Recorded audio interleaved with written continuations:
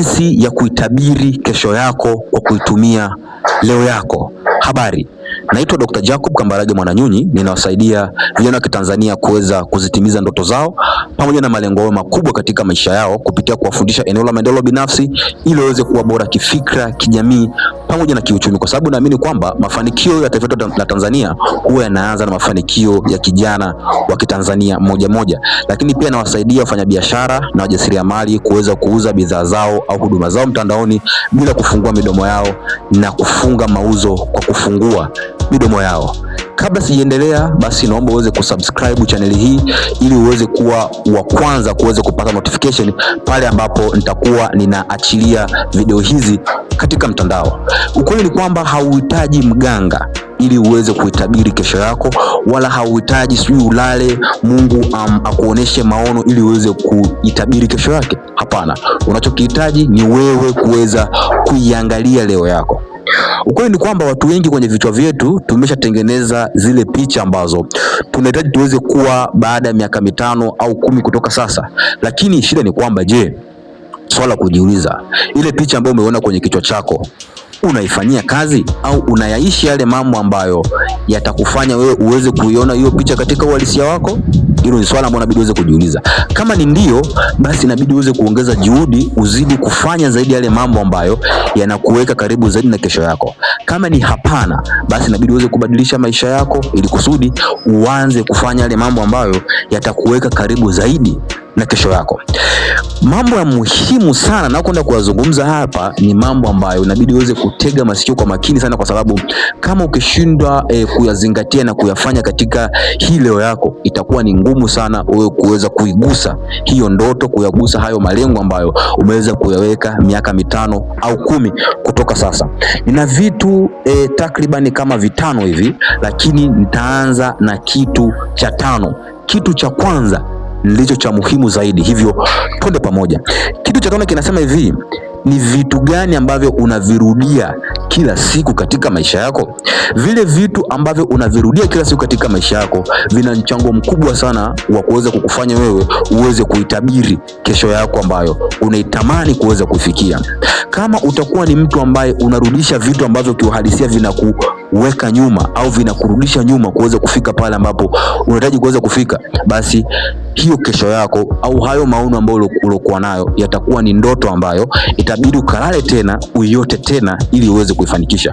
Kwa hiyo hakikisha kwamba vile vitu ambavyo unakuwa unavirudia kila siku katika maisha yako ni vitu chanya ambavyo vinakusaidia wewe kuweza kuifikia ile kesho yako.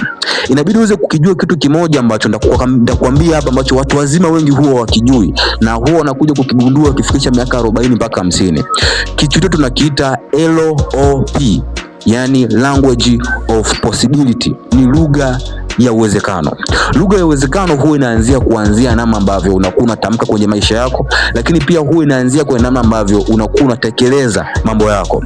Je, unakuwa unatekeleza mambo yako kwa namna ambayo ni ya kinyonge sana, au unakuwa unatekeleza mambo yako kwa namna ambayo inaashiria ushindi? Je, unakuwa unajitamkia maneno ambayo yanaashiria ushindi, au unakuwa unajitamkia maneno ambayo yanaashiria kushindwa? Kwa sababu chochote utakachokifanya leo ndicho ambacho kitakupa matokeo kesho, na chochote ambacho utakiongea leo ndicho ambacho kitakupatia matokeo kesho. Kwa hiyo inabidi uweze kuwa makini sana na vitu ambavyo unavirudia kila siku, either ni kwa kuvifanya au ni kwa kuvitamka, kwa sababu matendo na maneno ambayo unayoongea leo yana mchango mkubwa sana zaidi ya unavyofikiria kuhakikisha kwamba, je, yale maono na zile ndoto unazipata au zinabaki kuwa ndoto na malengo ambayo inabidi uandike upya au kalale upya ili uweze kuyaota.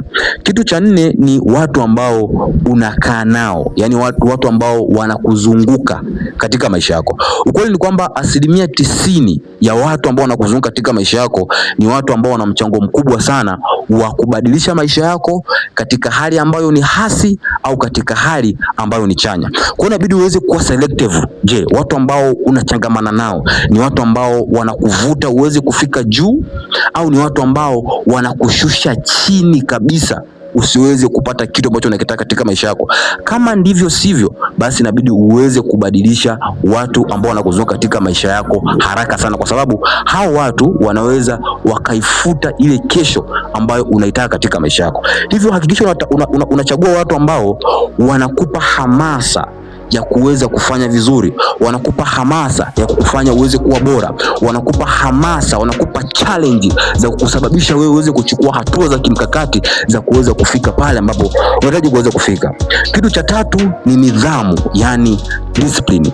Ukweli ni kwamba huu ndio uti wa mgongo wa kitu chochote ambacho unakifanya katika maisha yako.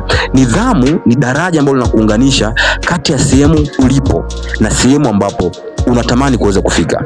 Mara nyingi watu ambao hawana nidhamu ni watu ambao inakuwa ni ngumu sana kuweza kufika kwenye ile kesho yao ambayo wanatamani kuweza kufika. Lakini wale watu wenye nidhamu ya kufanya yale mambo ambayo wanatakiwa waweze kufanya, hata kama hawajisikii kuweza kufanya, wanayafanya, ndio watu ambao wana nafasi kubwa sana wa kuweza kuitabiri kesho yao au kuiona kesho yao kwa kupitia leo yao. Kwa hiyo ukiona unakuwa unaweka mipango, unakuwa unaweka malengo, lakini unakuwa ni mvivu wa kuweza kuchukua hatua za utekelezaji, basi jua kwamba una shida kwenye eneo ambalo tunaliita nidhamu au discipline. Na ukiweza kuwa na shida kwenye nidhamu au discipline, no matter how good you are, haijalishi utakuwa ni mzuri kiasi gani, lazima tu utakwama katika maisha yako. Na jambo la pili ni maamuzi ambayo unayafanya kila siku. Ukweli ni kwamba 90% ya maisha yako ya leo yamechangiwa moja kwa moja na maamuzi ambayo umekuwa ukiyafanya kila siku katika maisha yako. Kazi ambayo unaifanya leo ni maamuzi ambayo uliyafanya jana. Nyumba ambayo unaishi leo ni maamuzi ambayo uliyafanya jana.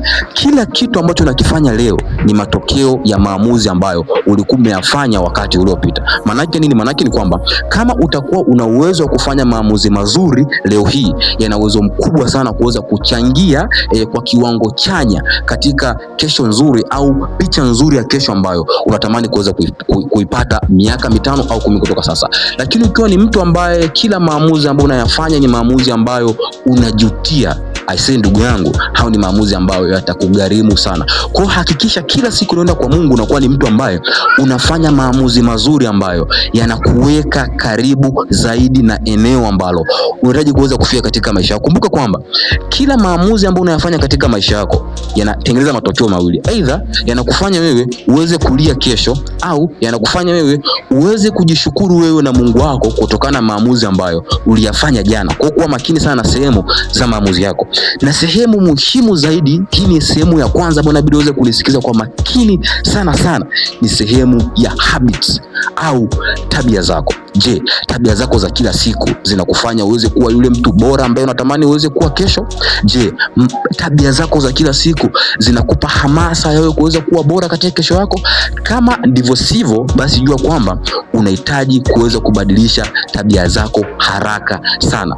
Hauwezi ukawa unataka mafanikio lakini wewe ni mvivu wa kusoma vitabu. Hauwezi ukawa unatafuta mafanikio lakini wewe ni mvivu wa kuhudhuria semina. Hauwezi ukawa unatafuta mafanikio lakini wewe ni mvivu wa kulipa gharama za kuweza kupata maarifa ambayo yatakuweka karibu zaidi na mafanikio yako. Hauwezi ukafanikiwa kwa namna hiyo. Maana yake ni kwamba ili uweze kufanikiwa, ili uweze kufikia hiyo kesho ambayo unahitaji, lazima kwanza uweze kutengeneza tabia ambazo zinafanana au zinashabihiana na yule mtu ambaye anatamani aweze kufika katika hatua fulani ambayo ni ya juu au ni kubwa zaidi katika maisha yake. Kwa kipengele cha tabia kinameza vipengele vingine vyote vinne ambavyo nimeweza kuvifanya, nimeweza kuvielezea katika point ambazo zimepita. Tabia yako ndiyo kila kitu. Ukitaka uweze kupata vitu vikubwa, angalia watu wakubwa wanafanya nini, kisha chukua zile tabia ambazo wanazifanya, wewe zikopi na uzipaste katika maisha yako. Asante kwa kuweza kusubscribe ili uweze kupata mafundisho zaidi, and trust me, you are the winner.